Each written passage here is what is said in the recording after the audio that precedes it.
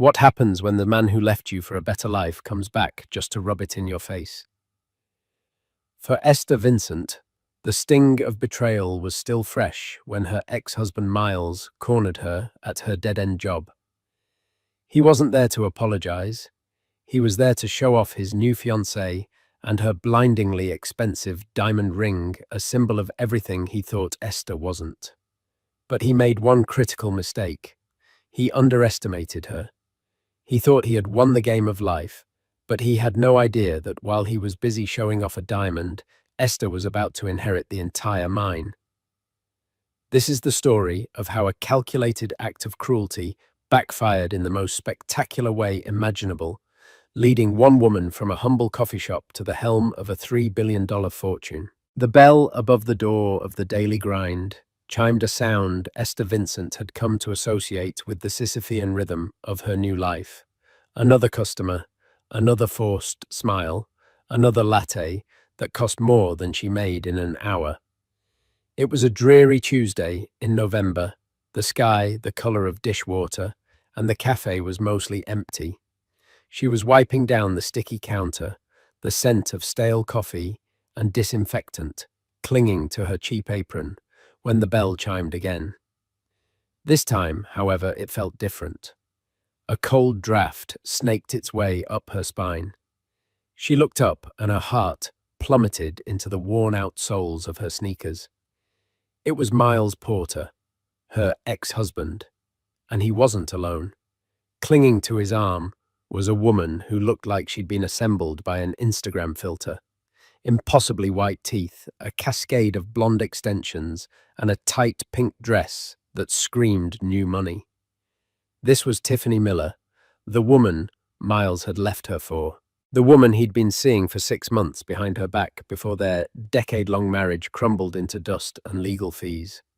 Esther's training kicked in. She plastered on her customer service smile, a fragile mask that she hoped concealed the tremor in her hands. "Welcome to the daily grind. What can I get for you?" Miles's smirk was slow, deliberate, and utterly cruel. It was the same smirk he'd worn when he told her she'd let herself go.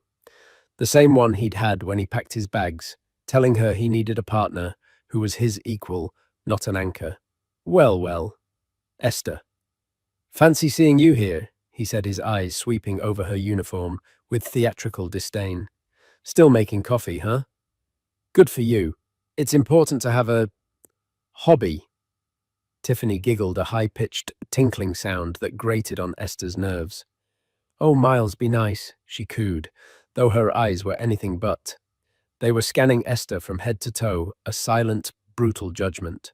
"We'll have 2 skinny vanilla lattes," Miles announced, then leaned in conspiratorially, his voice dropping but loud enough for the one other customer in the shop to hear.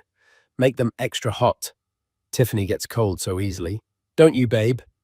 He squeezed the woman's arm, and as if on cue, Tiffany sighed dramatically and extended her left hand to rest it on the counter, directly in Esther's line of sight. And there it was, the ring. It wasn't just a ring, it was a supernova, a cushion-cut diamond that had to be at least 5 carats, flanked by smaller diamonds, sitting atop a platinum band. It was ostentatious, blinding, and so grotesquely large it looked like a prop. It was a weapon, and it was aimed directly at Esther's heart. "Oh my." "Esther," said her voice, a reedy whisper. She forced herself to meet Tiffany's gaze. "Miles picked it out himself," Tiffany said, wiggling her fingers so the facets caught the dim cafe light and threw tiny, spiteful rainbows across the counter. "He has the most impeccable taste. It's from Cartier." Of course it was. Miles had always been obsessed with brands with the appearance of success. During their marriage, he'd insisted on a leased BMW they couldn't afford and designer watches bought on credit.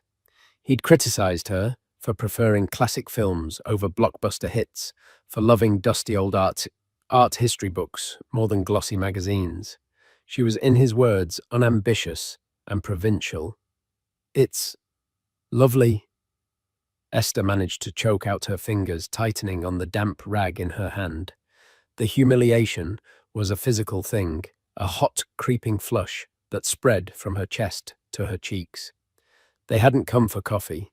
They had come for this, to perform this little scene to ensure she understood her place in the New World Order.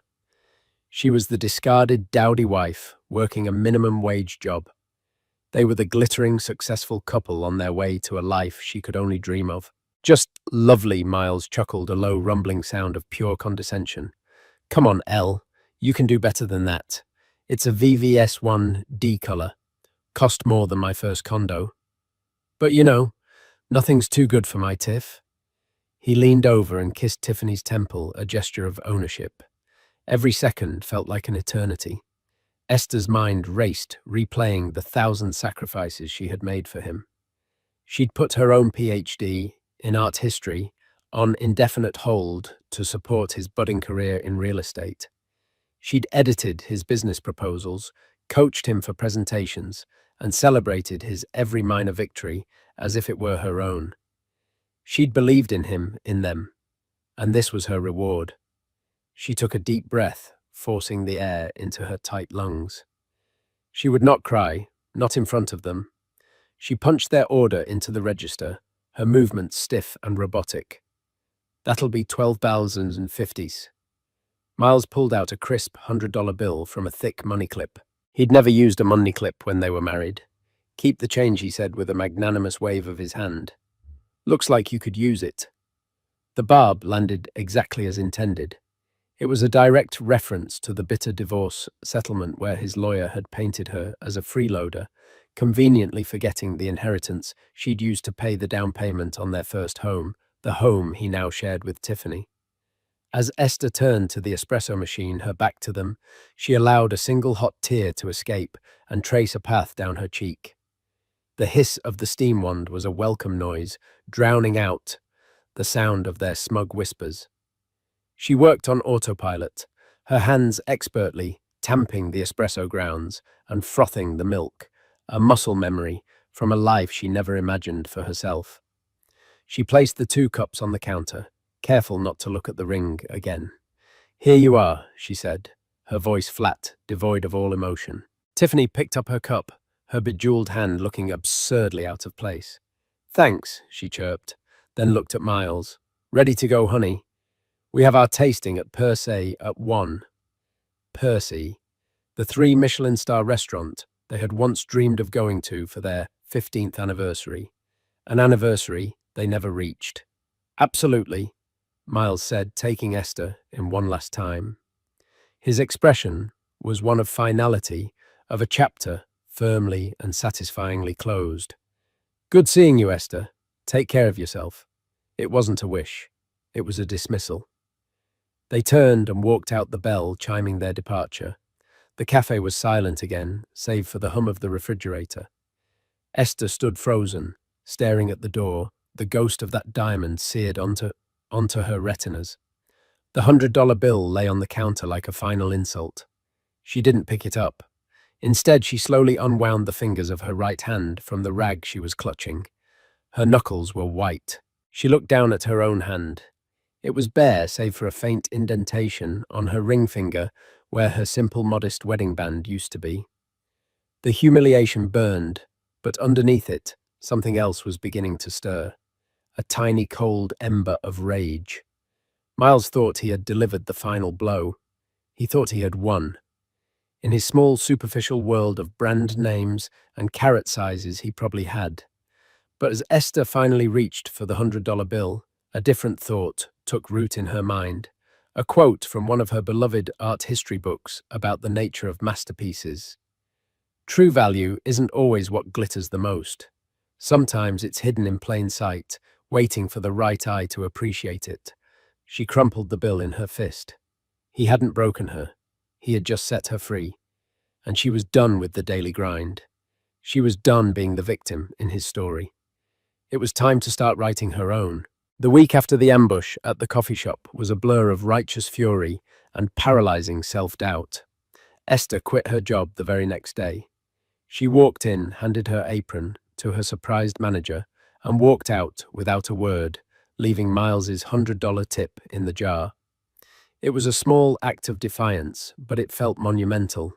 It was also terrifying. Her savings were meager, a dwindling cushion that wouldn't last more than a few months in her small, overpriced apartment. For days, she drifted. She updated her resume, scrolling through job sites for administrative assistant or receptionist positions, anything that felt safe and paid the bills. But her heart wasn't in it. Every job description felt like another cage, another life of quiet desperation. The encounter with Miles and Tiffany had been a brutal wake-up call. It wasn't just about the money or the ring. It was about the life she had abandoned, the person she had forgotten she was. One afternoon, desperate for a change of scenery that didn't cost anything, she found herself walking towards the Met. It had been years since she'd last visited, a lifetime ago, when she was a bright-eyed doctoral candidate, her head filled with theories on brushstrokes and provenance. Back then, these halls were her sanctuary, her future. The moment she stepped inside the great hall, the familiar, hushed grandeur washed over her. The scent of aged marble and floor polish, the distant echo of footsteps. It felt like coming home. She bypassed the blockbuster exhibits, the crowds jostling for selfies with Monet's water lilies, and headed for the quiet, less trafficked European painting galleries. She wandered, letting the art speak to her. She saw old friends in the Rembrandts, their faces etched with a profound humanity that made her own troubles feel both smaller and more universal. She stood for a long time before a turbulent Turner seascape, feeling a kinship with the storm-tossed ship. Eventually, she found her way to a smaller, quieter room dedicated to the Dutch Golden Age. And there it was, her favorite painting in the entire museum, one that rarely drew a large crowd, Johannes Vermeer's study of a young woman. It wasn't as famous as Girl with a Pearl Earring, but to Esther it was more intimate, more mysterious.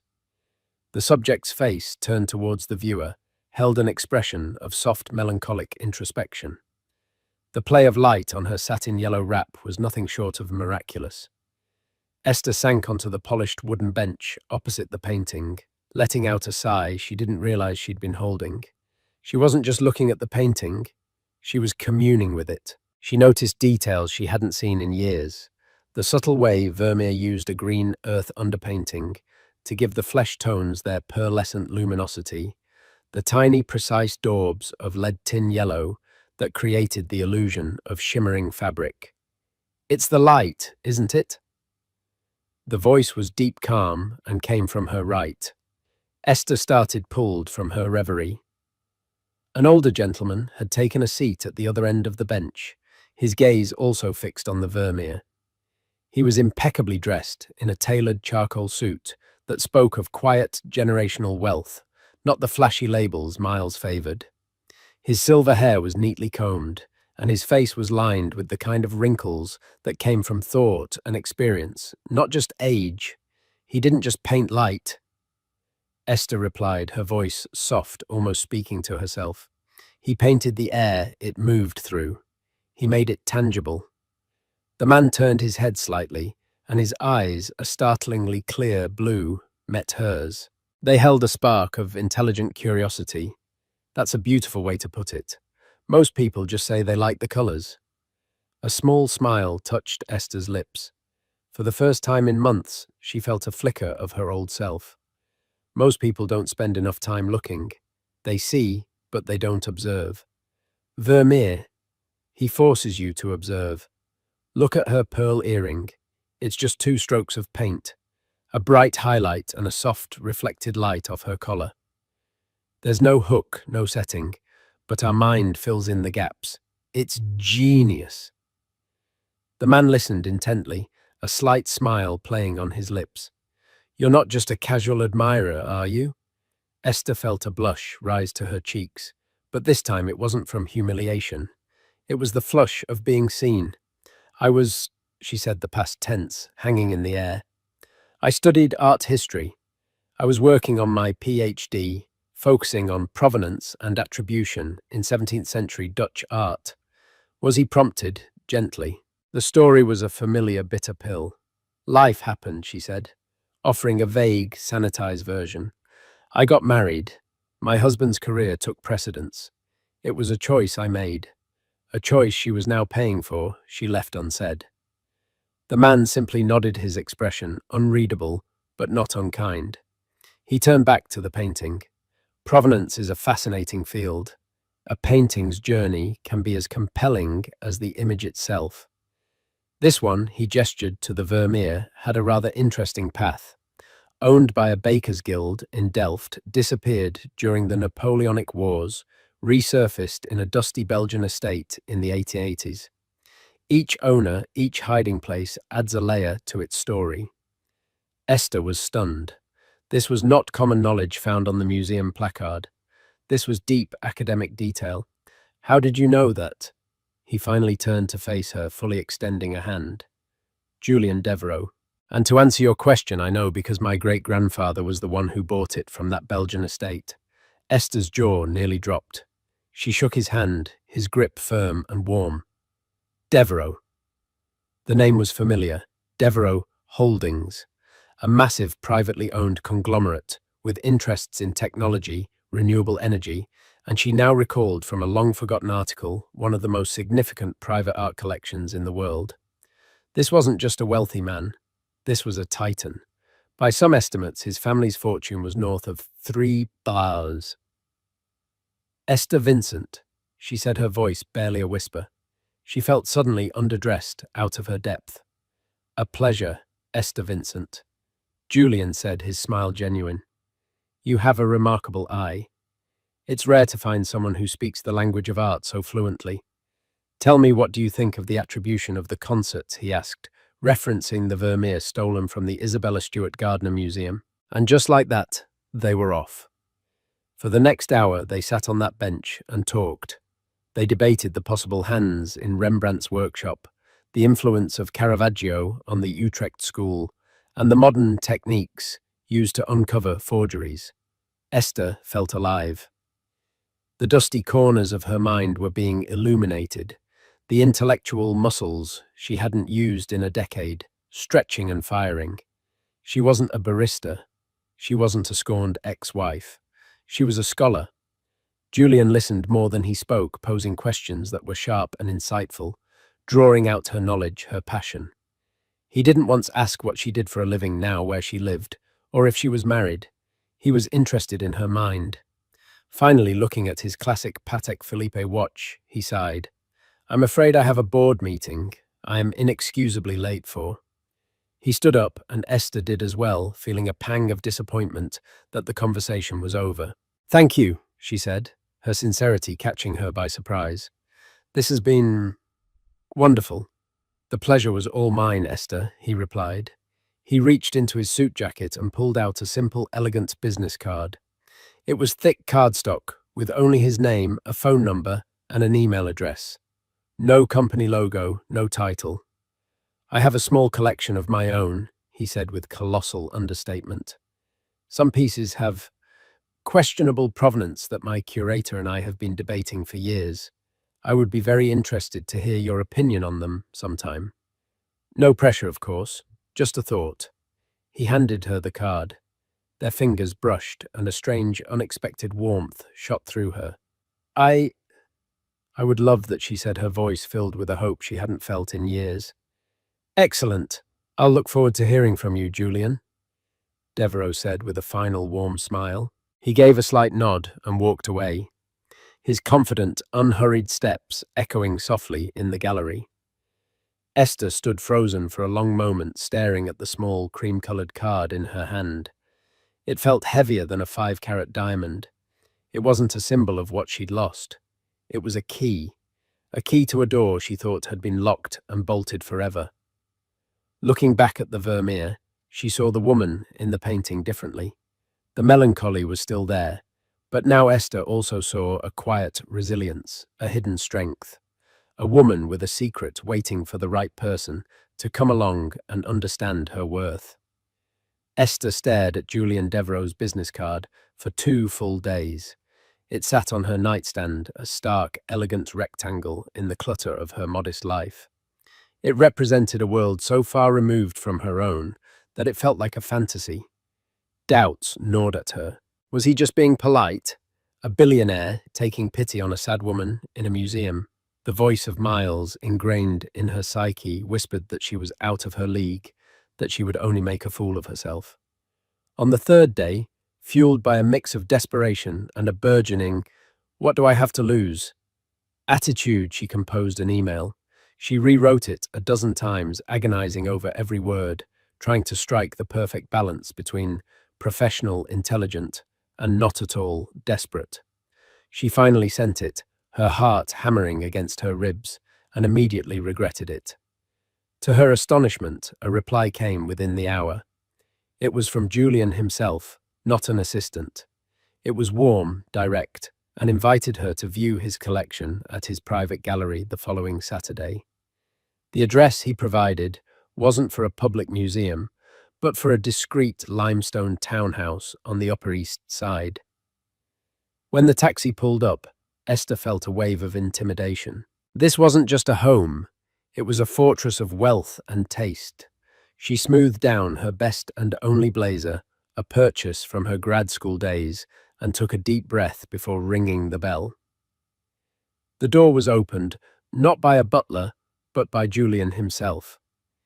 He was dressed casually in dark trousers and a cashmere sweater, looking more like a university professor than a captain of industry.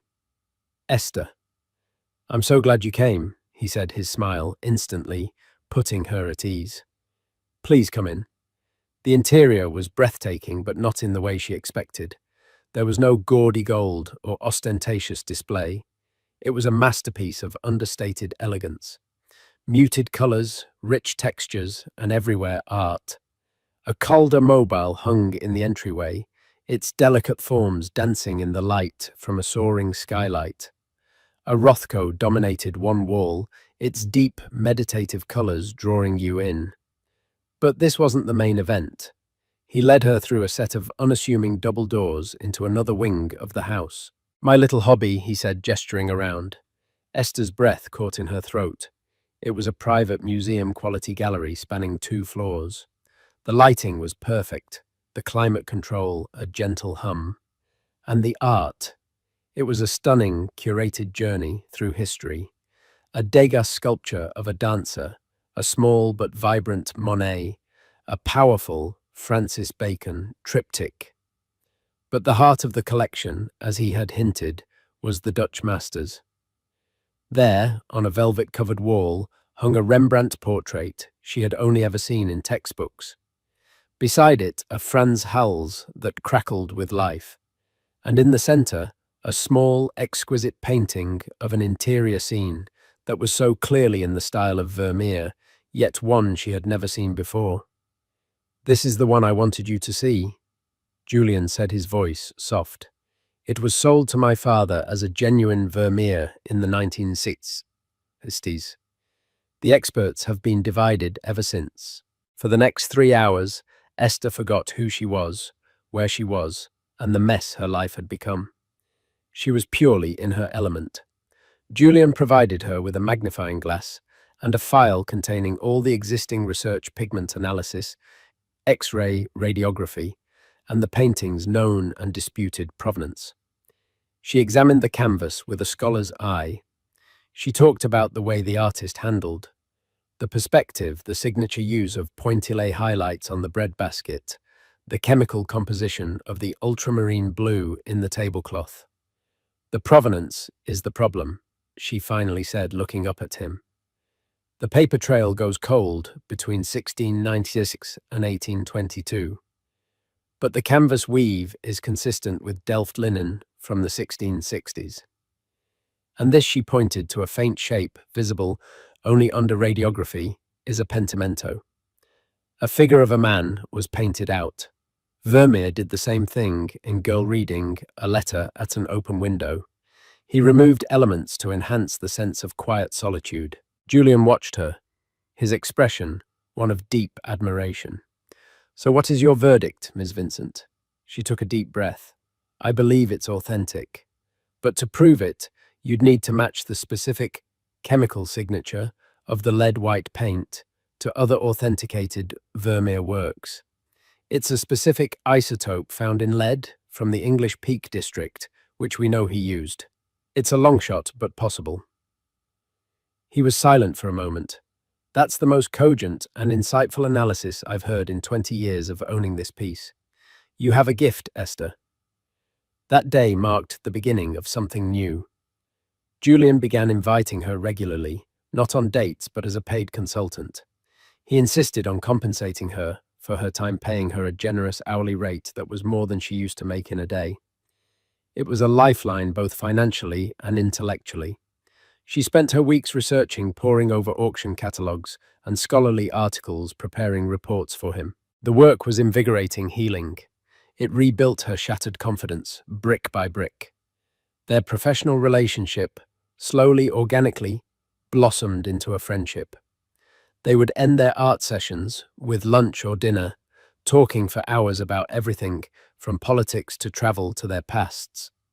She learned about his late wife, who had passed away from cancer a decade earlier, and his dedication to funding medical research in her name. He was a man of substance, his immense wealth merely a tool he used to pursue his passions and effect change. He never once made her feel like a charity case. He treated her as an equal, a peer, whose intellect he genuinely valued. In his company, she felt her own worth independent of any man or marital status. One evening, about 4 months after their first meeting, he invited her to a fundraising gala for the city's orchestra. "I need a beautiful, intelligent woman on my arm who can tell me if the art they're auctioning off is actually worth bidding on," he'd said, with a twinkle in his eye, making it impossible to refuse. She spent a week's worth of her consulting fees on an elegant, deep blue evening gown.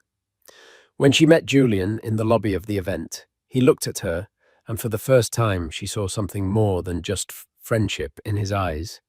"Esther," he said, his voice a little thick, "you look absolutely breathtaking." The evening was a dizzying whirlwind of champagne, classical music, and New York's high society. People flocked to Julian, and he introduced Esther to everyone, not as his friend or consultant, but simply as Esther Vincent, as if her name alone should be enough. And in his world, it was. It was during the live auction that she saw them. Across the grand ballroom, at a table crowded with what she assumed were other real estate developers, sat Miles and Tiffany. Tiffany was dripping in jewels, her dress a garish shade of gold, looking desperate to be noticed. Miles was holding court, laughing loudly, a man performing the role of a big shot. Esther's blood ran cold. She hadn't seen him since that day in the coffee shop. She instinctively wanted to shrink to hide. But then she felt Julian's hand gently cover hers where it rested on the table. He leaned in, his voice a low murmur in her ear. "Are you all right?" He had seen the direction of her gaze. He had seen her reaction. She nodded, unable to speak. "Old ghosts?" he asked gently. "The architect of my previous life," she whispered back. Julian's gaze flickered over to Miles's table, his expression becoming cool and appraising. He took in the scene, Miles's loud bragging, Tiffany's flashy dress, and seemed to understand everything in an instant. He gave Esther's hand a reassuring squeeze. "Well," he said, his eyes returning to hers, warm and steady. His architecture was clearly flawed. He built a cage. You, Esther, were meant for open sky. Just then, the auctioneer announced the next item, a small preparatory sketch by Edgar Degas. Bidding was sluggish. Julian turned to her. "What do you think?" he murmured. "It's a preparatory sketch for L'Absinthe," she whispered back instantly. "The provenance is impeccable. It was owned by his contemporary, Mary Cassatt. It's undervalued. It should go for at least twice the current bid." Julian raised his paddle. "1 million," he said, his voice calm and clear, cutting through the chatter in the room. A hush fell over the ballroom. The bidding had been stalled at $450,000. Julian's bid was a power move designed to end the contest.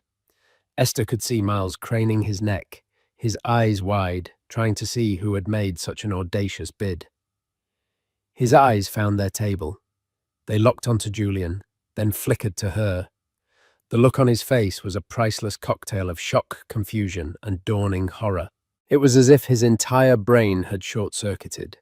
He saw her, the woman he had dismissed as a frumpy barista, sitting beside one of the wealthiest and most powerful men in the city, dressed in an elegant gown, whispering in his ear like a trusted confidant.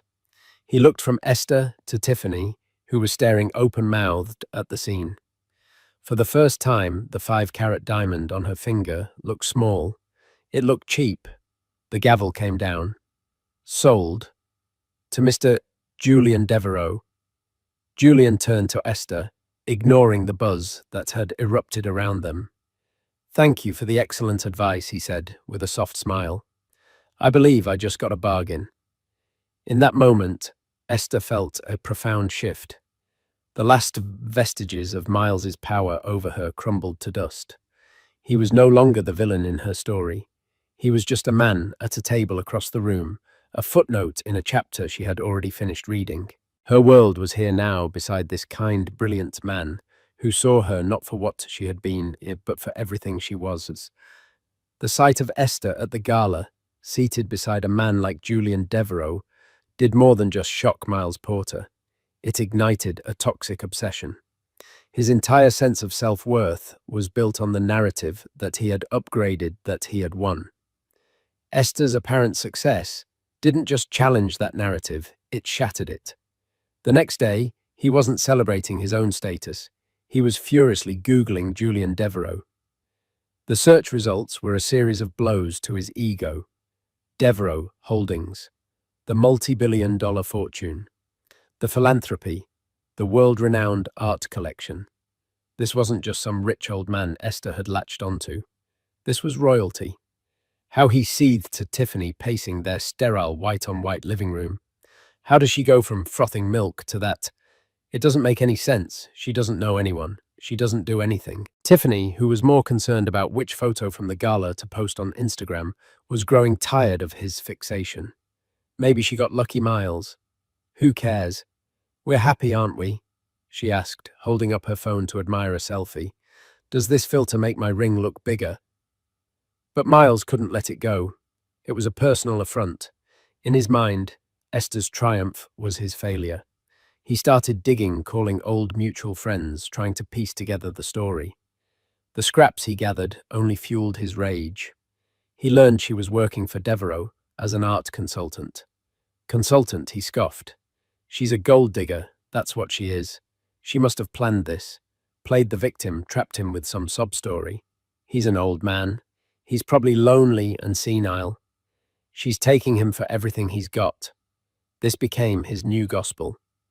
He couldn't accept that Esther had succeeded on her own merits, so he had to believe she had done it through deceit.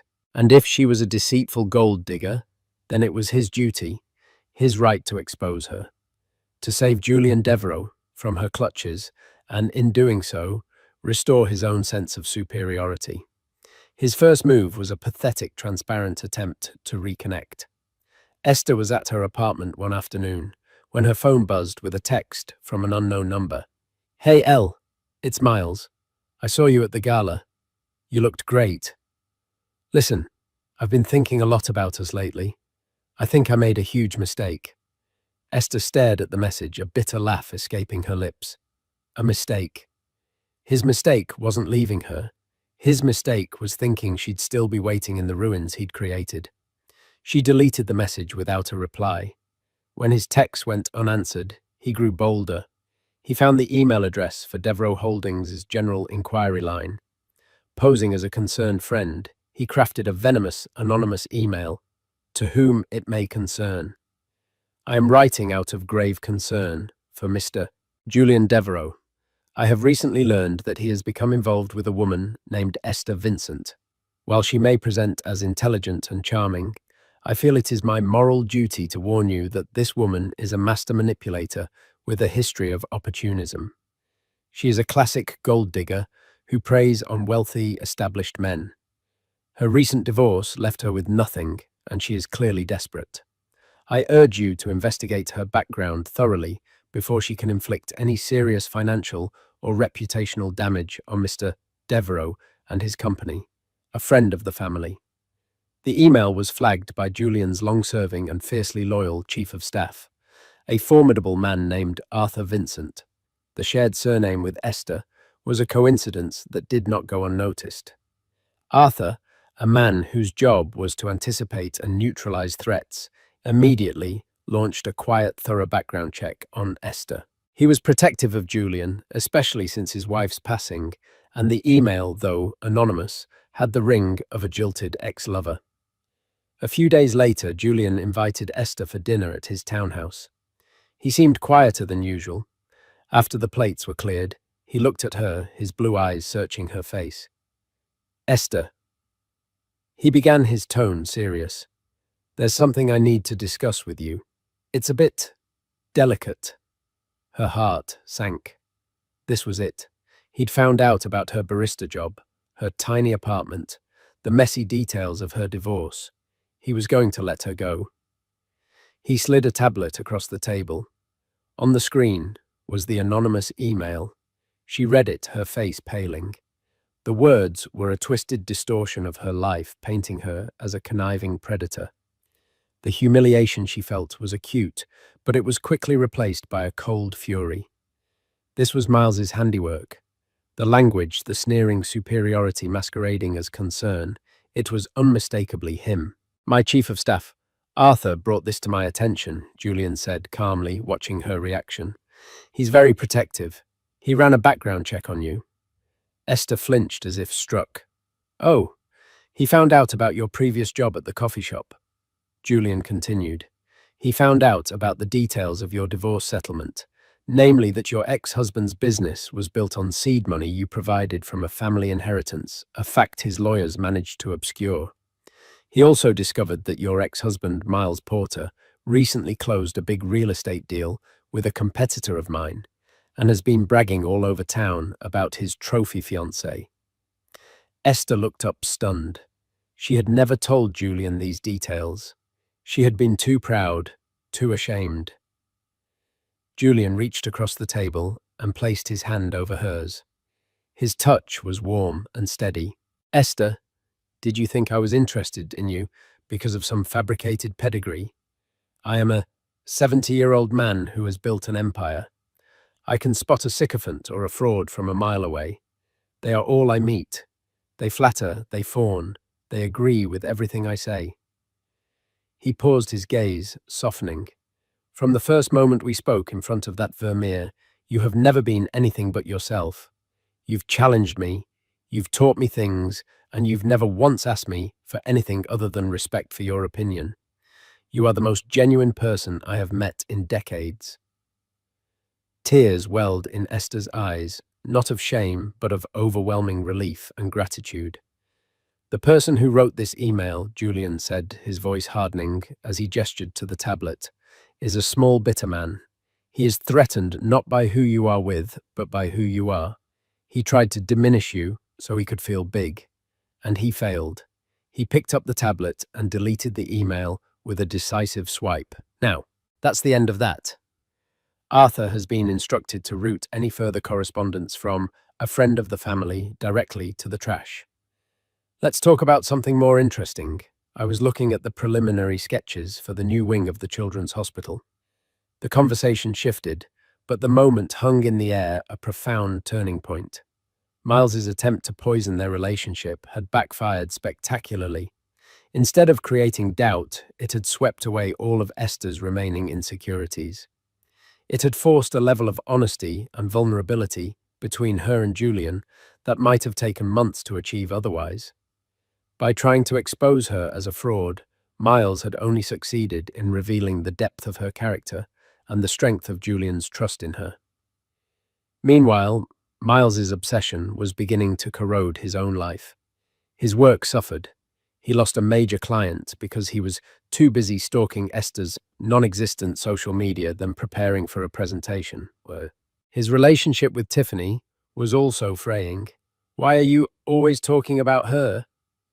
Tiffany whined one evening after he'd spent 20 minutes ranting about Esther's new life.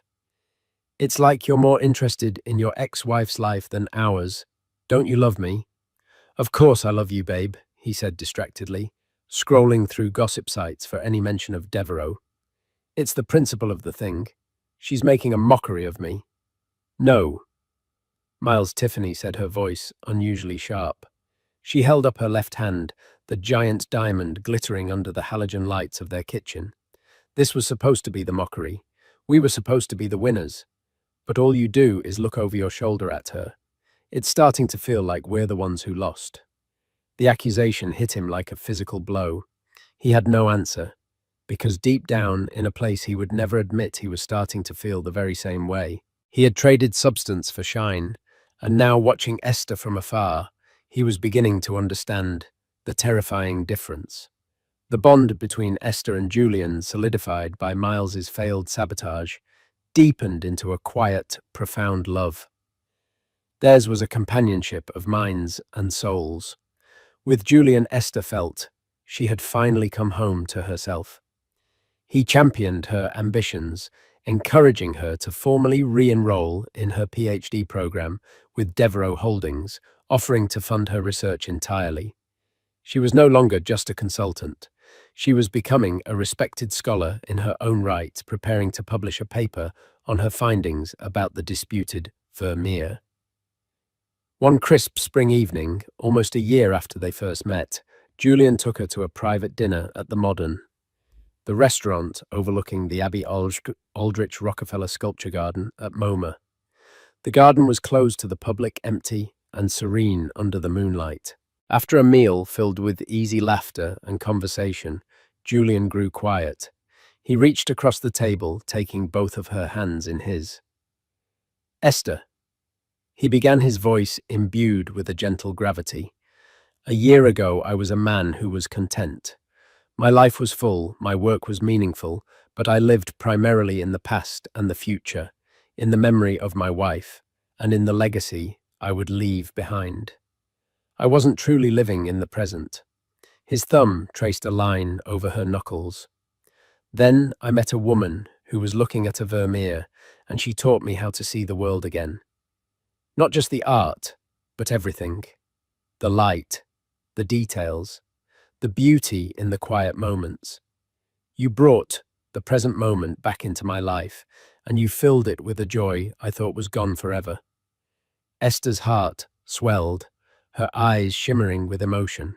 "I know I am much older than you," he continued, "and my life is complicated, but I cannot imagine a future without you by my side.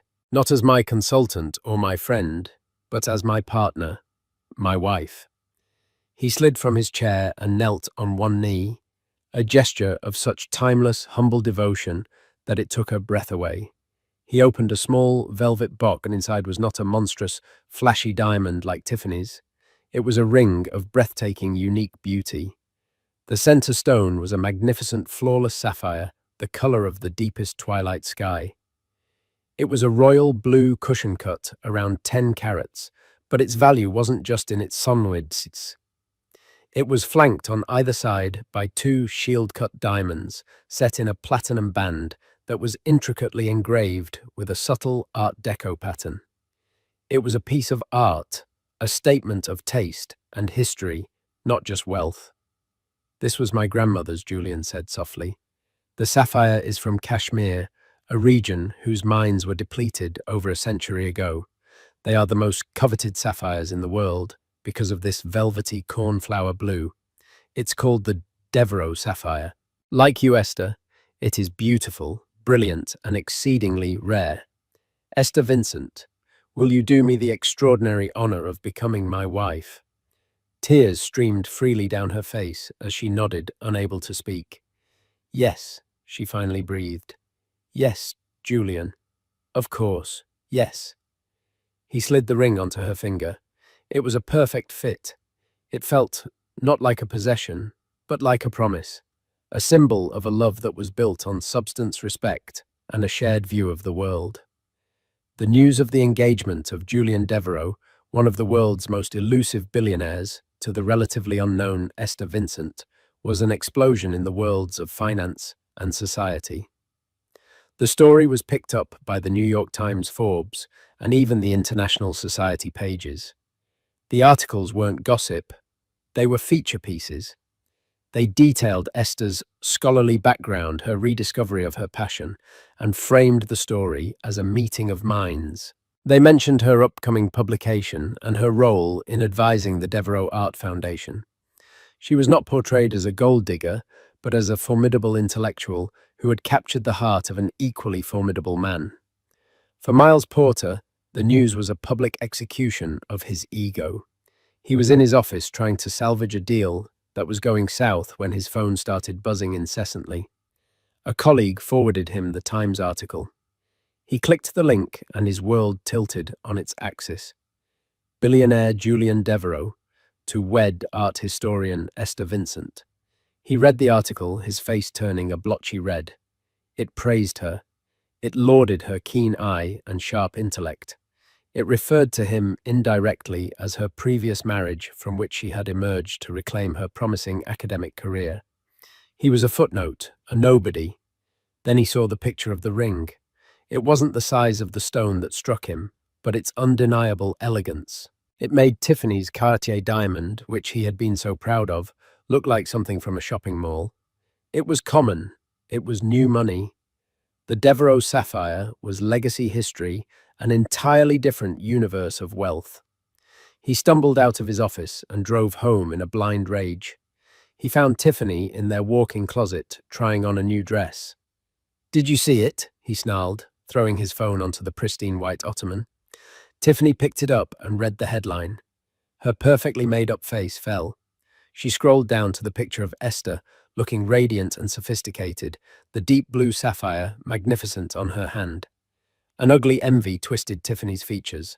"So," she said, trying to sound nonchalant. "She snagged an old man. Good for her." "An old man?" Miles yelled, his voice cracking. "He's Julian Devereux. That ring on her finger is probably worth more than this entire building. He's in a different stratosphere, Tiff, and she's with him." "Why do you care so much?" Tiffany shrieked back, the insecurity finally boiling over. "This is what I was talking about. It's always her. I have a 5-carat diamond ring. We have a beautiful home. We're supposed to be getting married. But it's not enough for you, is it? Because she one-upped you." "She didn't one-up me. She obliterated me," he roared. "Don't you get it? He's everything I'm trying to be. Respected, powerful, old money. And she, the woman I told was holding me back, is now his equal. What does that make me? What does that make you?" The last question hung in the air, venomous and cruel. He hadn't meant to say it, but the thought had been there, festering in the back of his mind. If Esther, the woman he deemed unworthy, could attain such heights, what did that say about Tiffany, the woman he had chosen as her replacement? Tiffany's face crumpled. The illusion of their perfect, glittering life shattered in that moment. She wasn't his queen. She was just a prop he had used to make himself feel better. And now that prop was no longer serving its purpose. "So that's it then," she said, her voice trembling with a mixture of rage and hurt. "I'm just your consolation prize."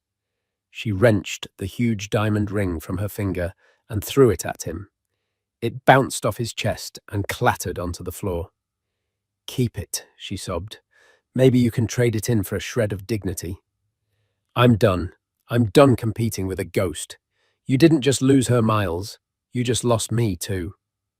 She grabbed her purse and stormed out of the closet, out of the apartment, and out of his life. Miles was left standing alone in the cavernous white closet, surrounded by designer clothes and empty shoeboxes. The silence was deafening. He looked down at the 5-carat diamond lying on the plush carpet, the symbol of his victory.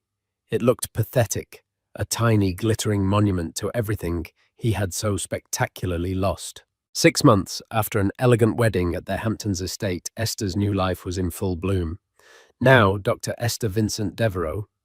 She was no mere wife to a billionaire, but a celebrated academic and the co-chair of the Devereux Foundation. Her crowning achievement was curating a new exhibition at the Metropolitan Museum of Art, Provenance and Perspective, featuring key pieces from Julian's collection. At the opening night, moving through the crowd in a Schiaparelli gown with the Devereux sapphire on her finger, she was the embodiment of grace and intellect. Miles Porter's life, meanwhile, was a mirror image of ruin. His obsession with Esther had cost him everything so bonjour. of everything. His job, his fiancée, and his flashy condo. Broke and desperate, he'd taken a low-level catering job for the gala, hoping to remain an anonymous ghost at the feast. While passing through the European paintings wing with a tray of champagne, he saw her. Esther was standing with the French Minister of Culture, speaking with the easy confidence of an expert. The sight of her luminous, powerful, and so completely out of his reach was a physical blow. This was the woman he had called unambitious. His hand trembled, rattling the glasses on his tray. The disturbance caught Julian's perceptive eye. Recognizing the man who had caused Esther distress, months before he excused himself and approached Miles with quiet authority. "Mr. Porter," I believe Julian said, his voice low but firm. Miles froze, his face burning with shame. I'm working," he stammered, the tray feeling impossibly heavy. "I see, Julian," replied, his gaze taking in the rumpled uniform and desperate eyes. There was no triumph in his expression, only a cool, distant pity. At that moment, Esther finished her conversation and walked over to join her husband. Her steps faltered as she recognized the caterer. A wave of complex emotions washed over her, not anger, but a profound sense of distance, as if looking at a photograph from a former life. Seeing her, a desperate impulse seized Miles. He had to say something to puncture her perfect world. "Esther," he said, his voice cracking slightly. "Congratulations. You certainly landed on your feet." The jab, meant to imply her success was dumb luck, came out sounding weak and pathetic. Esther looked at him, truly looked at him, and saw only the ruin he had brought upon himself. The hurt he once caused was gone, replaced by a serene peace. He held no power over her. "Thank you, Miles," she replied, her voice even and gracious, entirely free of malice. "I did. I wish you well." Her calm grace was more annihilating than any rage could have been. It was the ultimate dismissal, a quiet confirmation of his complete irrelevance. Without a backward glance, she looped her arm through her husband's, and they walked away toward the heart of the exhibit she had built, leaving Miles frozen among the priceless masterpieces.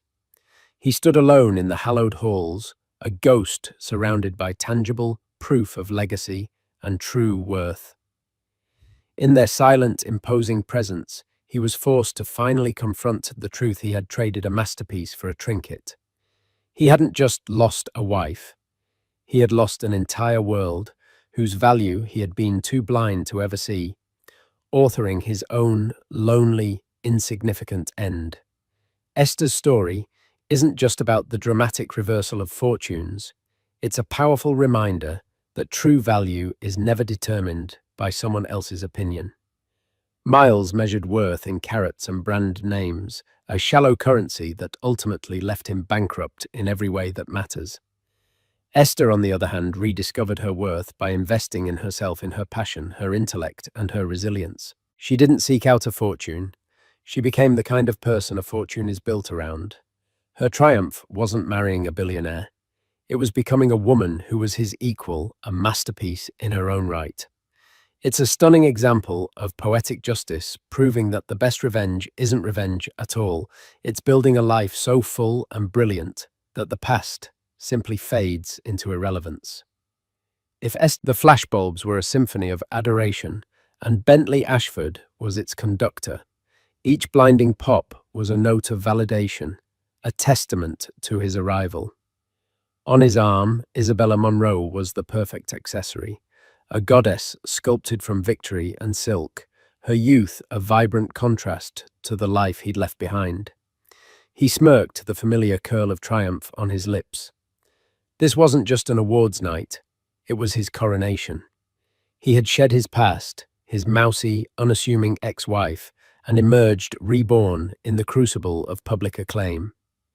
Tonight, he would not only claim his trophy, but also show the world, and most importantly her, that leaving him was the greatest mistake of her life. He was the victor. He was the headline. The air in the grand ballroom of the Carlisle Hotel was thick with the scent of money ambition and expensive perfume. It was the night of the 85th Annual Golden Quill Awards, the most prestigious literary event of the year, where authors were treated like movie stars and words were weighed in gold. Bentley Ashford breathed it all in a deep, satisfying gulp of the atmosphere he now considered his birthright. His novel, Echoes of a Faded Dawn, was the literary darling of the season, a sprawling, melancholic masterpiece that critics had hailed as a once-in-a-generation voice. He was the frontrunner for the coveted fiction prize, the pinnacle of authorial achievement. He ran a hand over the lapel of his Tom Ford tuxedo, the fabric smooth and impossibly black. Beside him, Isabella squeezed his arm, her smile as bright and dazzling as the diamond necklace gracing her collarbone. "They're all looking at you, darling," she murmured, her voice a low, sultry purr. "Let them look," Bentley replied, his voice laced with a practiced, casual arrogance. He scanned the room, a king surveying his court. He saw Jonathan Franzen holding court in a corner, Zadie Smith engaged in animated conversation near the bar, and Stephen King, looking surprisingly unassuming, chatting with a group of publicists. These were his peers now. He belonged here. The past 18 months had been a whirlwind of calculated brilliance. He'd left Liliana, his wife of 12 years, with a single clinical conversation in their book-filled, slightly worn-out brownstone. The reason he'd given her was a cliché, wrapped in intellectualism. "We've diverged, Elle. Our creative and personal energies are no longer aligned." The truth, of course, was Isabella. He'd met her at a university guest lecture. She was a graduate student, 24 years old, with wide, adoring eyes and an insatiable appetite for the life he could offer. She saw him not as Bentley, the man who struggled with deadlines and left his socks on the floor, but as Bentley Ashford, the literary genius. She was a reflection of the man he wanted to be, and he'd chosen the reflection over the reality. Liliana had taken it with a quiet, devastating stillness that had unnerved him more than any screaming match would have. She had simply packed her bags, her face pale and her eyes hollow, and disappeared from his life. Their divorce was swift and quiet, handled by lawyers. He'd heard through a mutual acquaintance that she had moved out of New York, somewhere upstate, to find herself, or some other such nonsense. He pictured her in a small, sad cottage, surrounded by cats, growing bitter and irrelevant. The thought gave him a small, dark thrill of satisfaction. He had been the sun in their shared universe, and without him, she was surely just a cold, forgotten rock. "There's Charles Kensington from the New York Times," Isabella whispered, nudging him slightly. "He gave you that rave review. You should go say hello." "In a moment," Bentley said, his eyes still scanning. He was a shark, and this room was his ocean.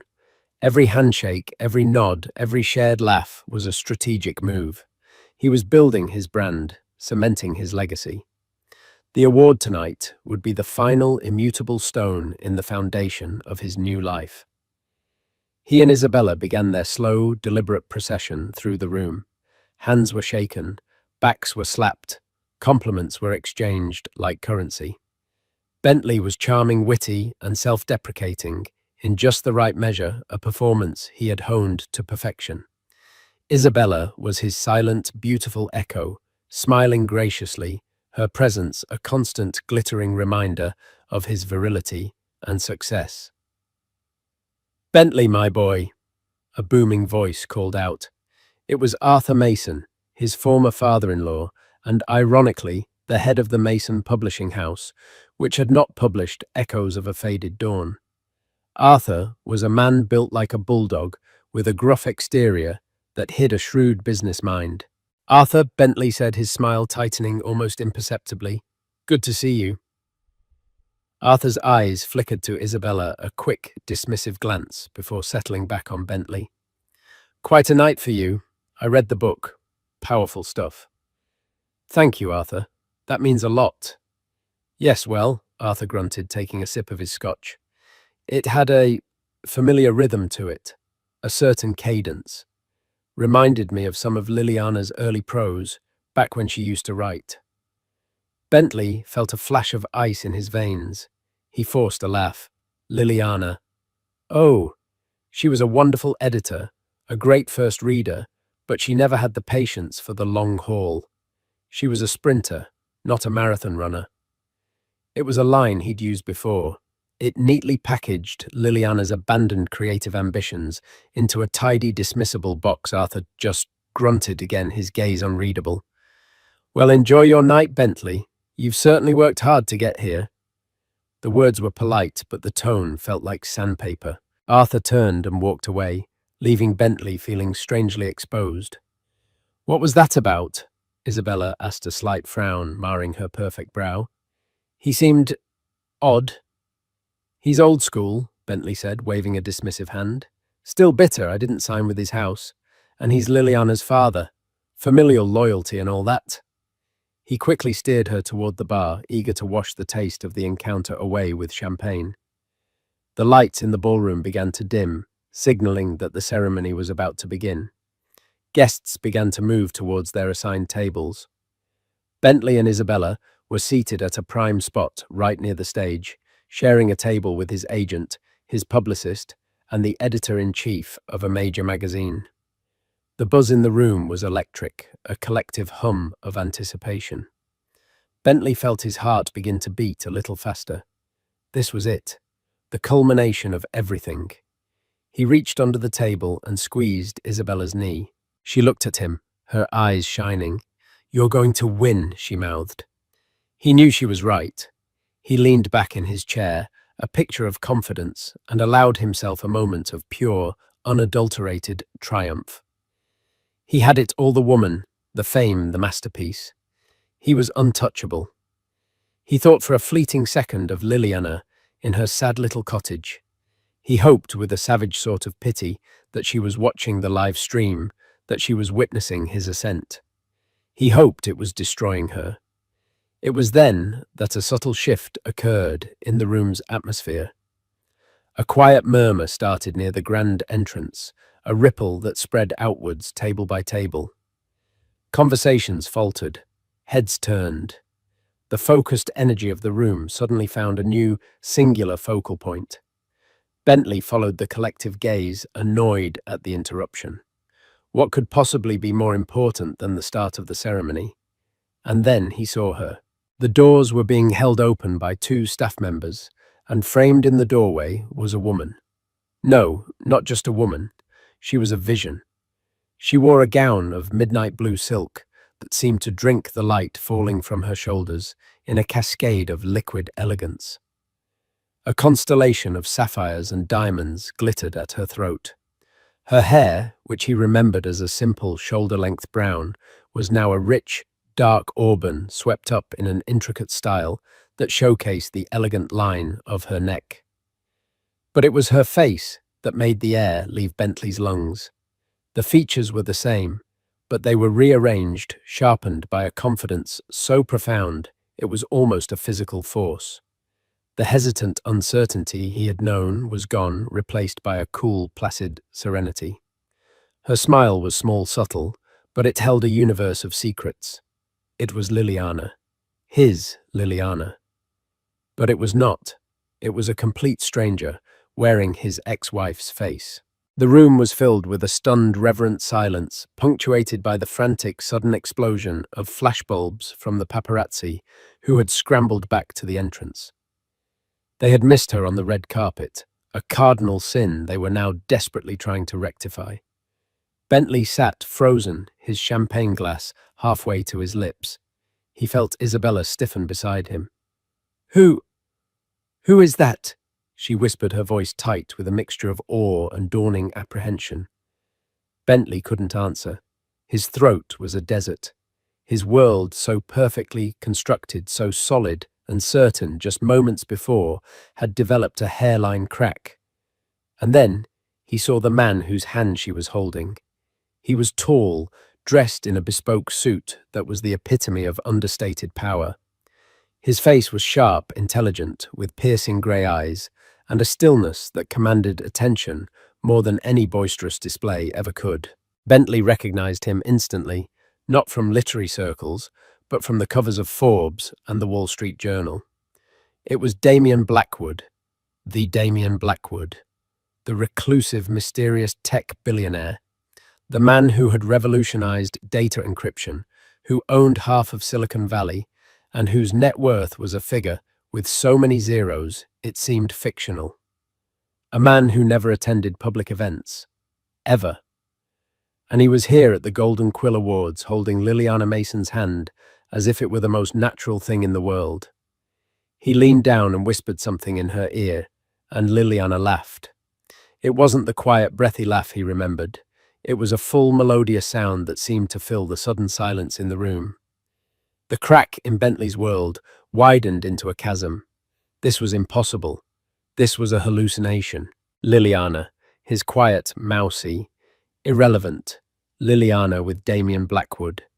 The narrative he had so carefully written for himself, the story of his triumph and her lonely demise, had just been ripped to shreds in front of the entire world, and on the biggest night of his life.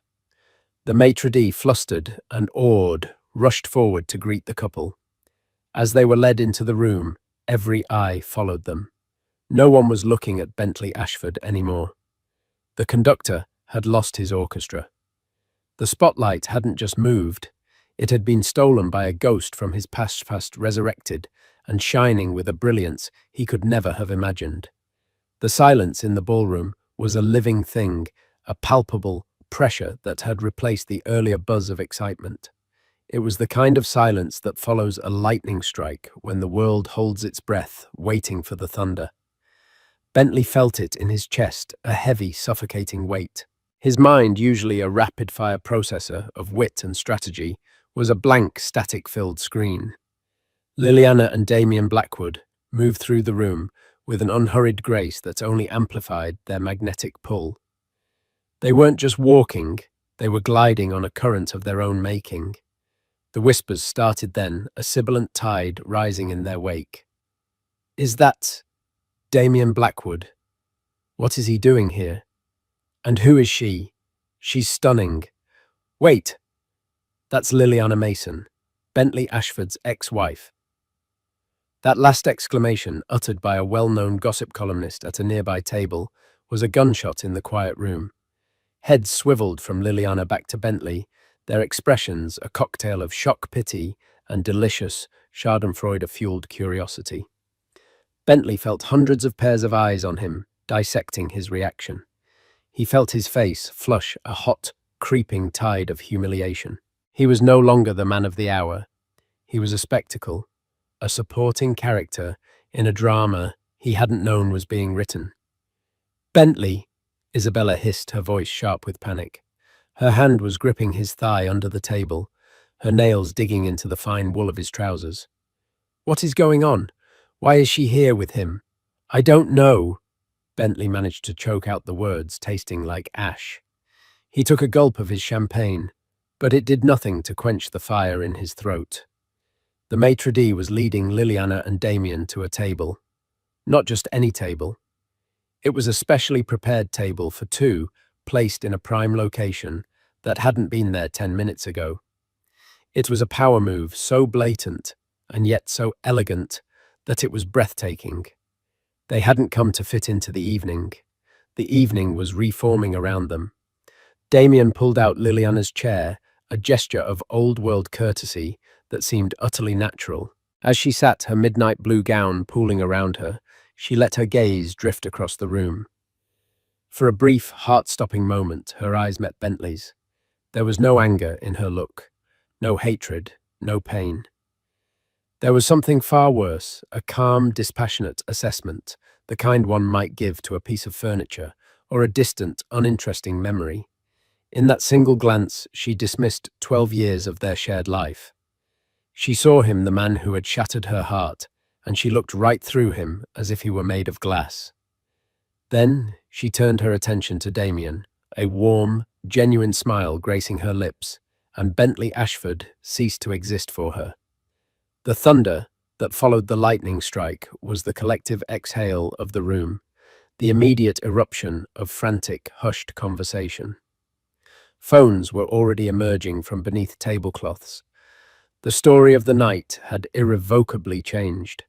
It was no longer Bentley Ashford, literary genius, poised to win, and it was now billionaire recluse Damien Blackwood makes shock public appearance with mystery woman, the ex-wife of his award-nominated rival. Bentley could already see the headlines, the salacious blog posts, the endless social media commentary. His publicist, a harried-looking woman named Chloe, leaned across the table, her face pale.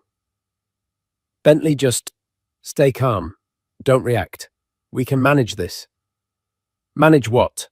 Bentley snapped, his voice louder than he intended. Manage the fact that my ex-wife just showed up with a man who could buy this entire hotel with his pocket change and is currently sucking all the oxygen out of the room. Keep your voice down, his agent, Marcus, cautioned, his eyes darting around nervously. This is a bad look, Bentley. A very bad look. Isabella was silent, her face a mask of confusion and betrayal. She had signed on to be the girlfriend of the triumphant victor, the star of the show. Instead, she was now the other woman, in a public humiliation. Her role had been downgraded from leading lady to a tawdry footnote.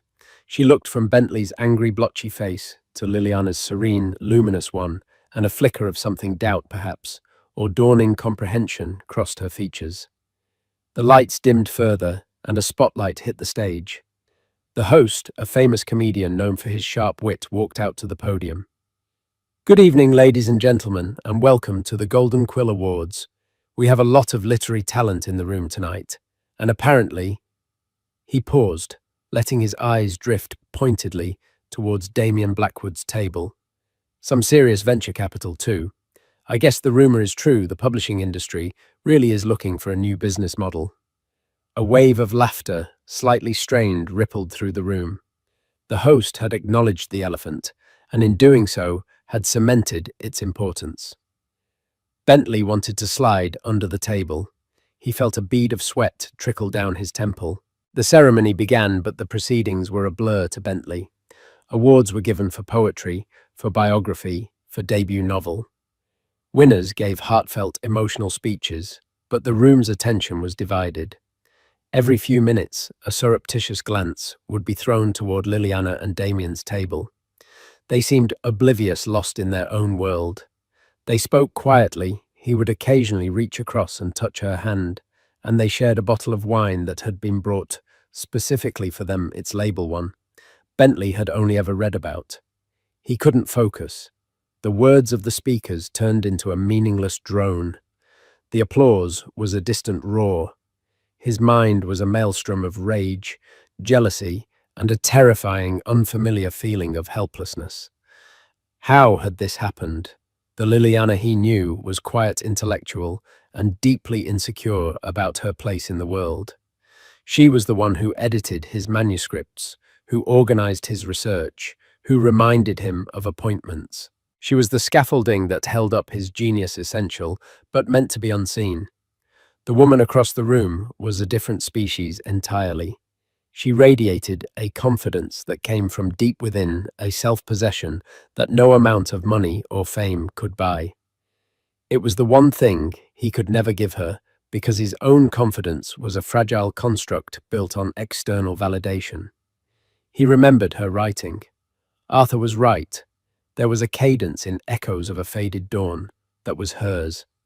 He'd always told himself he was simply inspired by her, that he was elevating her raw, unformed ideas into true art.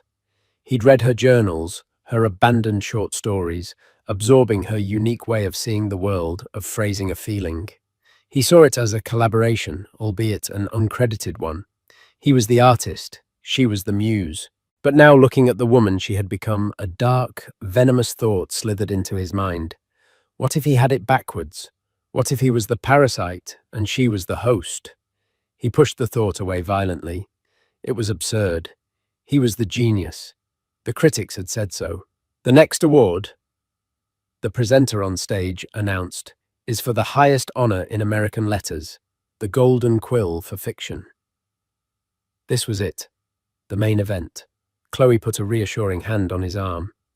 Breathe, Bentley. This is your moment. No matter what else is happening, this is yours. Bentley straightened his tie and tried to compose his features into an expression of humble anticipation. He felt Isabella's hand cold and clammy find his again. The nominees were read aloud. His name was last met with strong, enthusiastic applause, though it felt muted compared to the buzz that still surrounded Liliana's presence. The camera panned to his face. He smiled a tight, forced grimace he hoped looked genuine. The presenter, a celebrated actress with an Oscar on her mantle, tore open the envelope. The silence stretched thick and heavy. And the golden quill goes to... Bentley held his breath. His entire future, his entire sense of self, hung on the next few words. Catherine Park, for the last embers of winter. The world went white. For a moment there was no sound, only a high-pitched ringing in his ears. The applause that erupted for the other author felt like a physical blow. He saw Catherine Park, a quiet, unassuming woman in her late 60s, gasp and cover her mouth, tears welling in her eyes. Her table erupted in joy. His table was sant. Chloe's hand fell from his arm. Marcus stared at the stage, his face grim. Isabella simply let go of his hand, her touch retreating as if he were suddenly contagious. Bentley clapped. He had to. He was on camera. The motion was mechanical, wooden.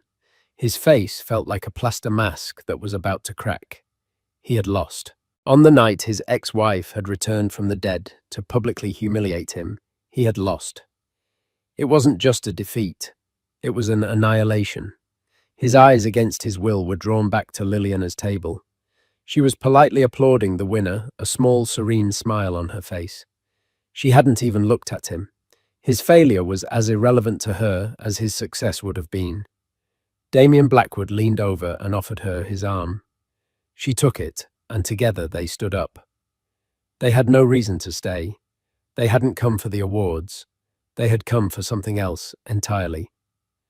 As they began to walk towards the exit long before the ceremony was over, they passed his table. For a moment, Liliana was only a few feet away from him. He could smell her perfume, a subtle, complex scent of sandalwood and night-blooming jasmine. Nothing like the simple lavender soap she used to wear. She didn't look at him. She didn't look at Isabella. Her gaze was fixed forward. But as she passed, she turned her head slightly, and her eyes met Isabella's. It was a fleeting look, but it was filled with a universe of meaning. It wasn't a look of triumph or pity. It was a look of profound quiet, almost sorrowful understanding. It was a look that said, "I know him, and I am so sorry you have to learn what I already know." And then she was gone, a phantom of midnight silk and diamonds, leaving a trail of shattered expectations and whispered questions in her wake. Bentley Ashford was left sitting in the glare of the stage lights, a loser at a table of ghosts, the deafening sound of another woman's victory speech echoing in the ruins of his perfect night. The remainder of the awards ceremony was a slow, agonizing torture. Bentley sat through the final speeches and the closing remarks, a frozen smile plastered on his face, while a black hole of rage and humiliation churned in his gut. The air at his table was thick with unspoken condolences and the stench of failure. His agent Marcus avoided his eyes, furiously typing on his phone, likely already in damage control mode. Chloe, his publicist, kept offering him water with a funereal solemnity. Isabella was a statue of ice beside him.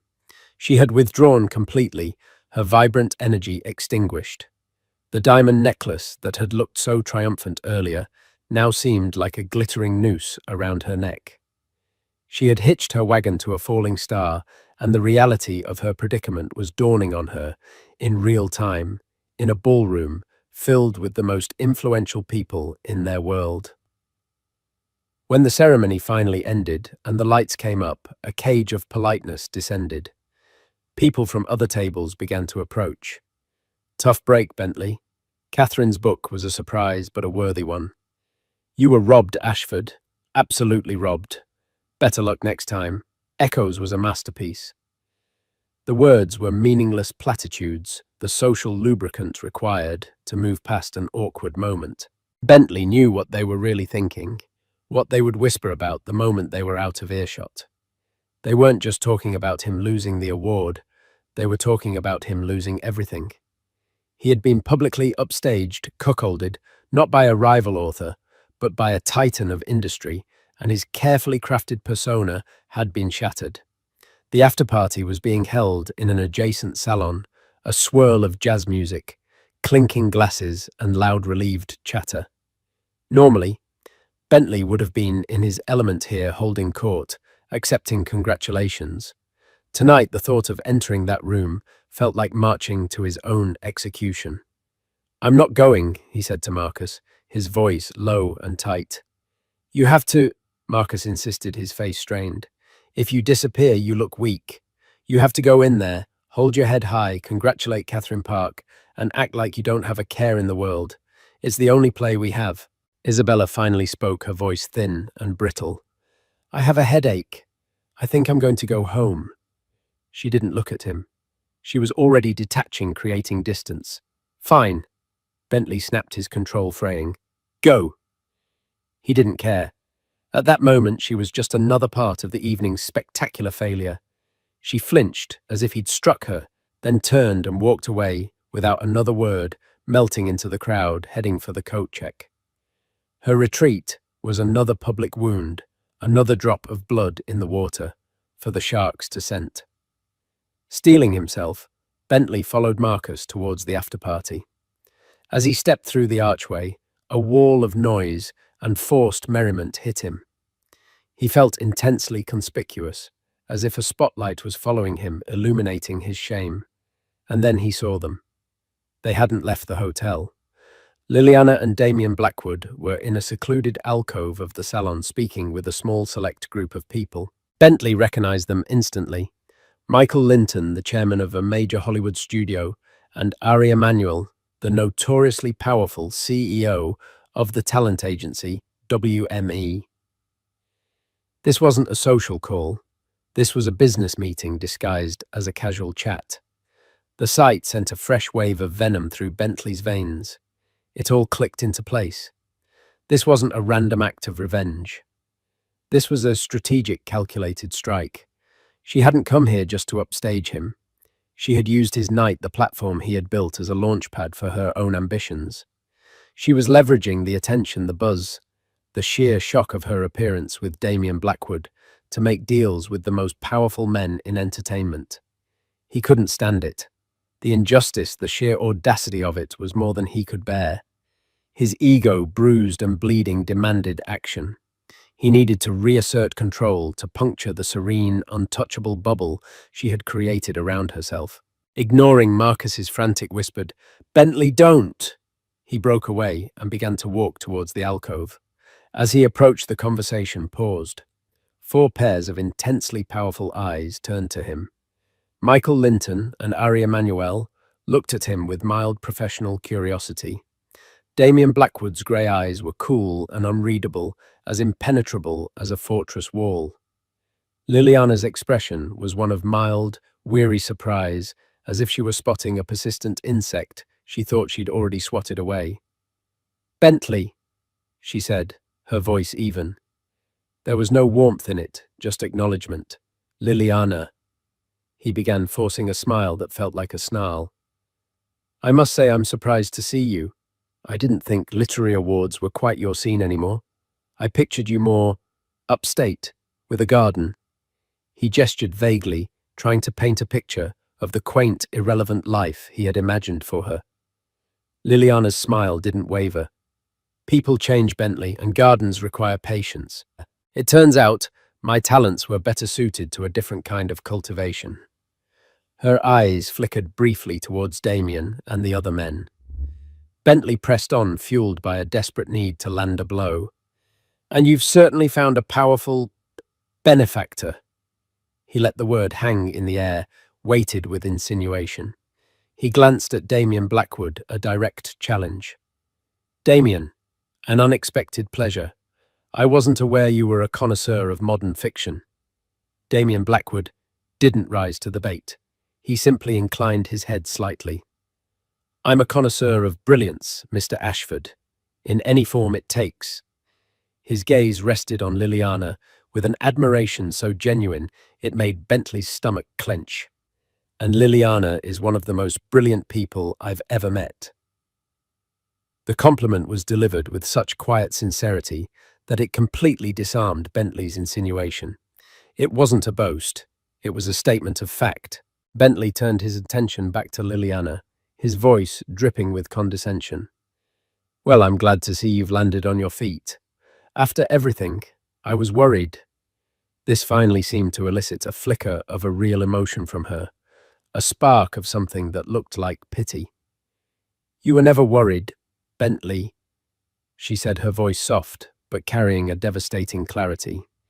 You were relieved, there's a difference. The truth of it hit him like a punch to the gut.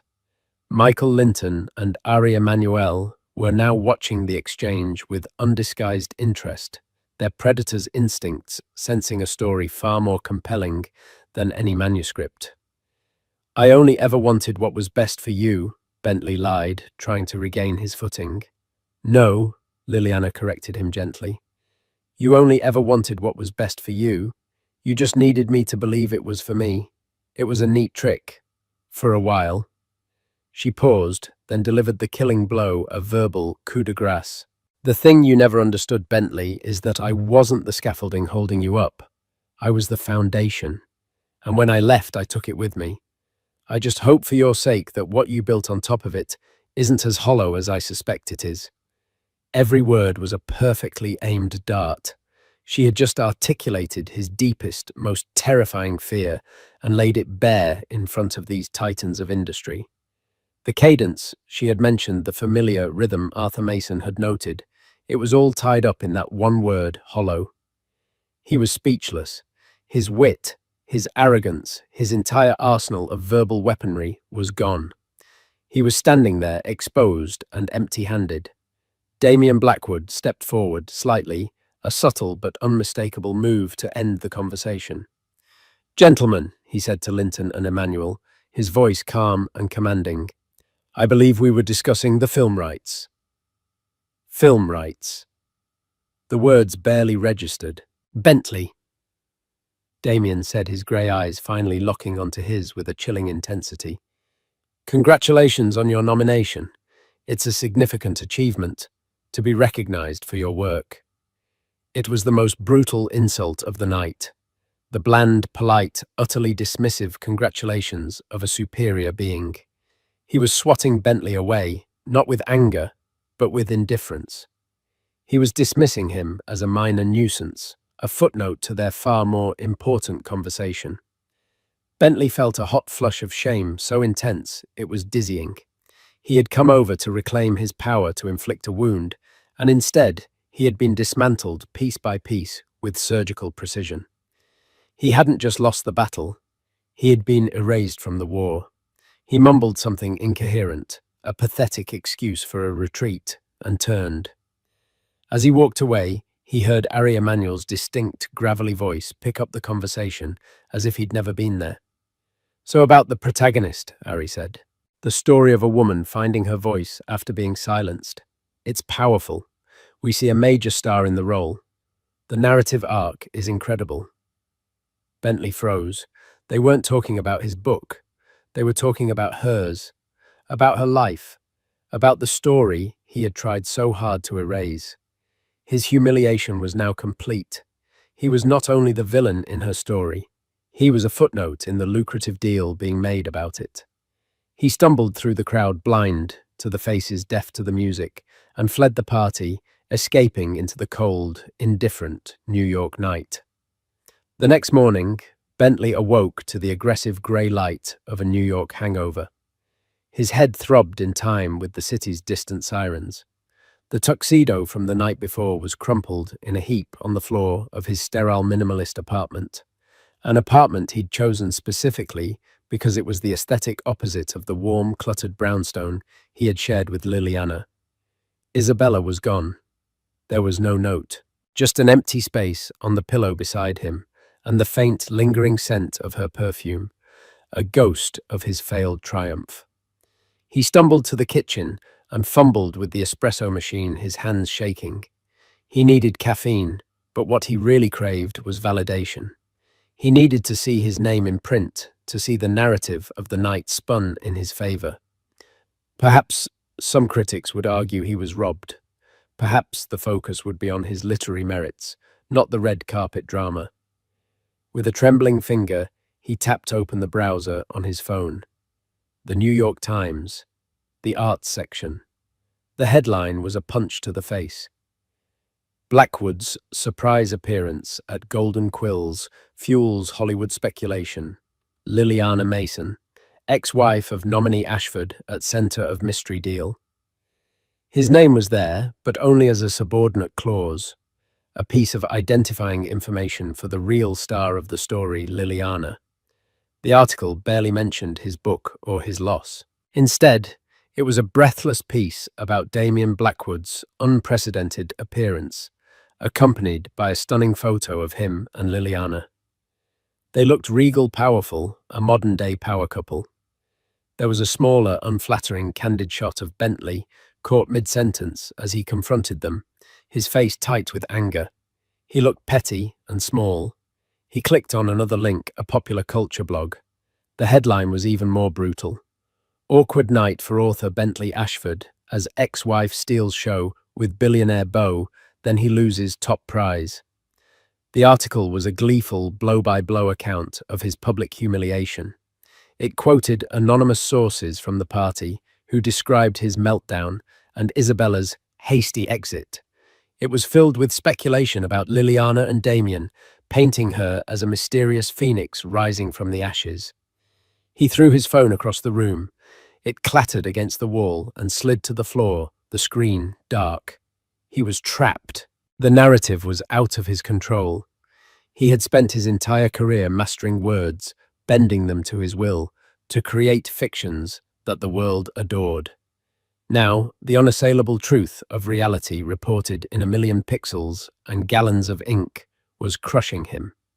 He paced the apartment like a caged animal, the silence pressing in on him. This was Liliana's doing. It had to be. This was her revenge, meticulously planned and ruthlessly executed. The quiet, mousy woman he thought he knew had been hiding a Machiavellian strategist. But a deeper, more unsettling thought gnawed at him. Liliana's words from the night before echoed in his mind. I was the foundation, and when I left, I took it with me. Hollow. The word clung to him. Driven by a masochistic impulse, he walked into his pristine office. The walls were lined with bookshelves, but they were mostly for show. The real work happened on his sleek iMac. On a stand beside it, propped up like a holy relic, was a hard copy of Echoes of a Faded Dawn. He picked it up. The cover, with his name in bold embossed letters, felt alien in his hands. He opened it to a random page. It was a passage that critics had universally praised for its raw emotional insight into the protagonist's grief. The silence in the house was not an absence of sound, but a presence. It had weight. It settled in the corners like dust clung to the curtains and slept in the hollow of her side of the bed. It was the ghost of a language we no longer spoke, a dialect of sorrow I had to learn to translate alone. He stared at the words. They were beautiful, they were powerful, and they were not his. A memory sharp and unwelcome pierced through the fog of his anger. A winter afternoon, years ago, Liliana curled on the old armchair in their brownstone, a mug of tea steaming beside her. She wasn't writing a novel, just journaling something she did religiously. He'd asked her what she was writing about. Just trying to describe the quiet, she'd said, her voice soft. After my grandmother passed, the silence in her house. It's not empty, you know. It's full. It's like a presence. He had stored that away. That idea. That feeling. He had taken it. He frantically flipped through the book, a cold sweat breaking out on his skin. Page after page, he saw her. Not just her ideas, but her very voice, her unique turn of phrase, the specific, idiosyncratic rhythm of her prose that Arthur Mason had recognized. There was the description of the falling autumn leaves as a slow, rust-colored surrender. That was from a poem she wrote in college and had pinned to the corkboard above her desk for years. There was the protagonist's habit of organizing her books by the emotion they evoked, not by author or genre. That was Liliana's quirky system, something he used to tease her about. The central metaphor of the novel, the echoes of a past life that shaped the present, was the core theme of an unfinished short story. She had let him read a story she had abandoned after he'd told her it was a little too sentimental, a bit naive. He had lied. He'd seen its potential, its power, and he had discouraged her so he could claim it for himself. He had convinced himself it wasn't theft. It was inspiration. It was alchemy. He was the genius who could take her raw, unrefined emotions and shape them into art. He was the sculptor, and she was the clay. But looking at it now, stripped of his self-delusion, he saw the truth. He was a plagiarist, not of another published author, but of a private life. He had stolen the soul of his own wife and sold it to the world as his own. The book wasn't a masterpiece. It was a meticulously crafted forgery, hollow. The truth was a physical sickness. He stumbled to the bathroom and wrenched his body, trying to expel the poison of his own deceit. When he was done, he gripped the sink, staring at his reflection in the mirror. The man looking back at him was a stranger. His face, which yesterday had seemed handsome and successful, now looked gaunt and haunted. His eyes were filled with a desperate, panicked fear. He finally understood. Liliana's revenge wasn't the public spectacle at the awards night. That was just the opening act. Her true revenge was this moment, this private, solitary reckoning. She didn't need to expose him. She knew that his success was built on a lie so profound that it would eventually consume him from the inside out. She had let him build his gilded cage and then simply walked away, leaving him to realize he was trapped inside it alone. His phone buzzed from the other room. He ignored it. It buzzed again and again.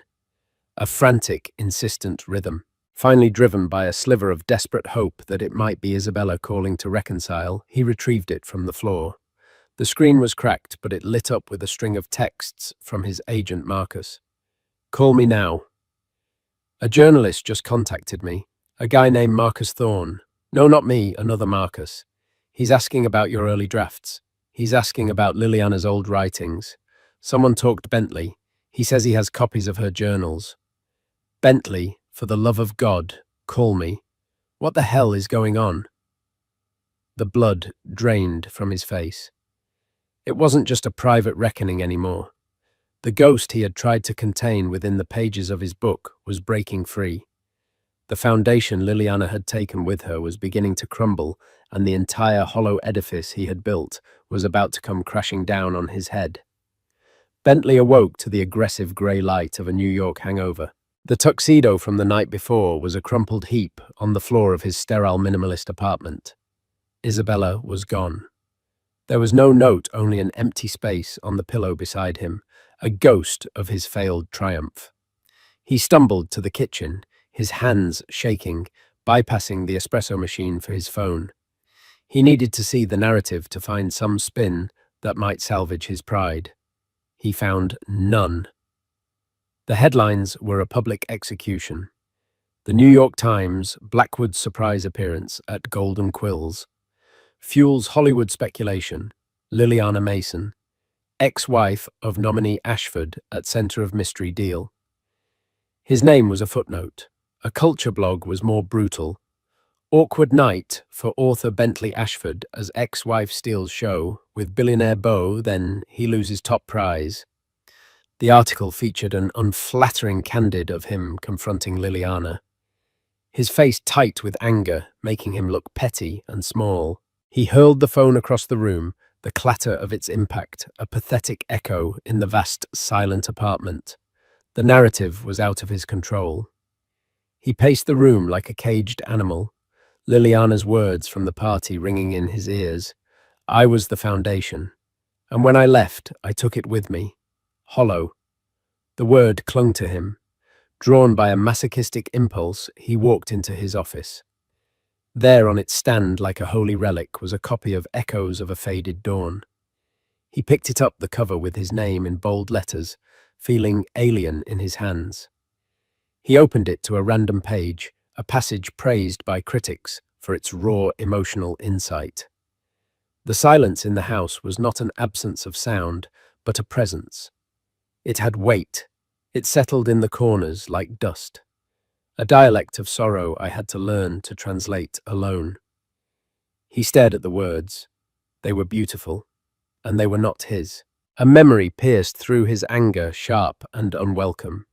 Liliana, years ago, curled in an armchair, telling him about the quiet in her grandmother's house after she passed. It's not empty, she had said. It's full. It's like a presence. He had taken it. He had taken her grief and called it his genius. Frantically, he flipped through the book, a cold sweat on his skin. Page after page, he saw her phrasing, her metaphors, her soul. The protagonist's habit of organizing books by the emotion they evoked. That was Liliana's quirky system. The central theme of Echoes was from an unfinished story he'd told her was naive, so he could mine it for himself. He had convinced himself it was alchemy, that he was the artist elevating her raw material. But stripped of his self-delusion, he saw the truth. He was a plagiarist, not of a book, but of a life. The masterpiece wasn't his creation. It was a forgery of his wife's soul, hollow. The truth was a physical sickness. He stumbled to the bathroom and wrenched his body, trying to expel the poison of his own deceit. He gripped the sink, staring at his reflection. The man looking back was a stranger, his face gaunt and haunted. He finally understood Liliana's true revenge. It wasn't the public spectacle. It was this private, solitary reckoning. She had let him build his gilded cage and then simply walked away, leaving him to realize he was trapped inside it alone. His phone buzzed from the other room, a frantic, insistent rhythm. He retrieved it from the floor. The screen was cracked, but lit up with texts from his agent, Marcus. "Call me now. A journalist just contacted me. Marcus Thorne. He's asking about your early drafts. He's asking about Liliana's old writings. He says he has copies of her journals. Someone talked Bentley. Bentley, for the love of God, call me." The blood drained from his face. This journalist wasn't a gossip columnist. He was a career ender. Bentley dialed, his hands slick. "Tell me this is a joke," he whispered. "I wish I could." Marcus's voice was grim. "This guy Thorne has scans of Liliana's journals. He read me passages over the phone. They were verbatim Bentley." The silence in the house was not an absence of sound, but a presence. That exact line. "He's giving us 24 hours to comment before he publishes." There was a damning pause. "Is it true?" Bentley's silence was his confession. "Jesus Christ," Marcus breathed. "We're done. My agency can't be associated with this. I'll release a pro forma denial, but after that, you're on your own." The line went dead. The final door of his professional life slammed shut. As if on cue, he heard a key in the lock.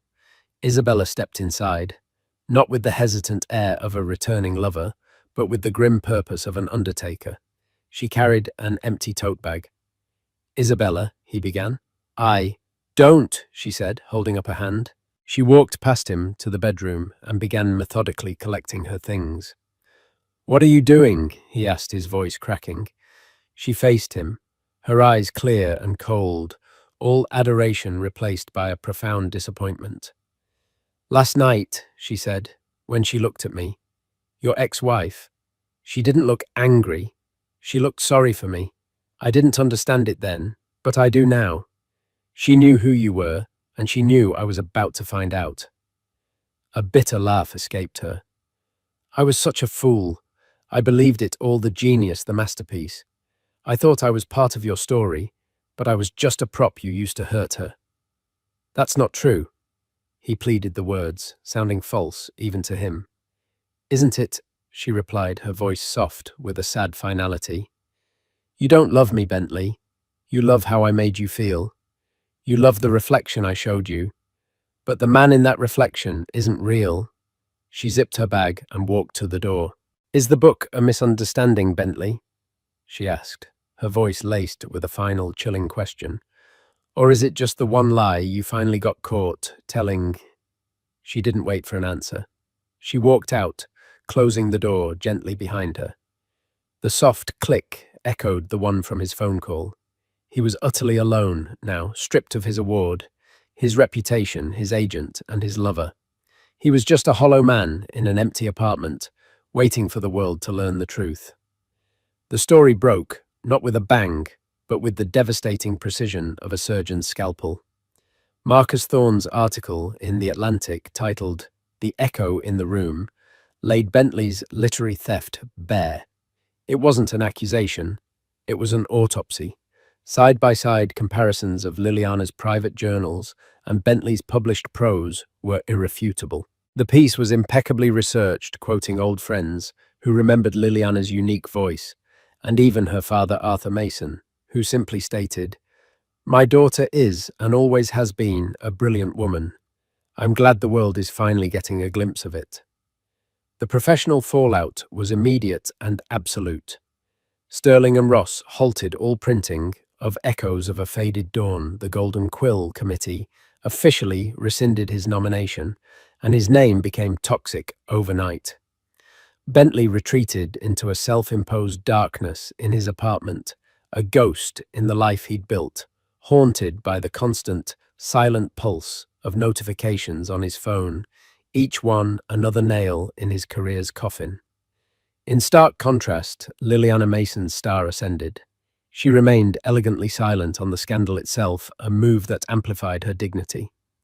Her power move came a week later with the announcement of a major media deal. At its heart was her own memoir, its title, A Quiet, Brilliant Reclamation, A Different Kind of Dawn. She gave a single, poised television interview.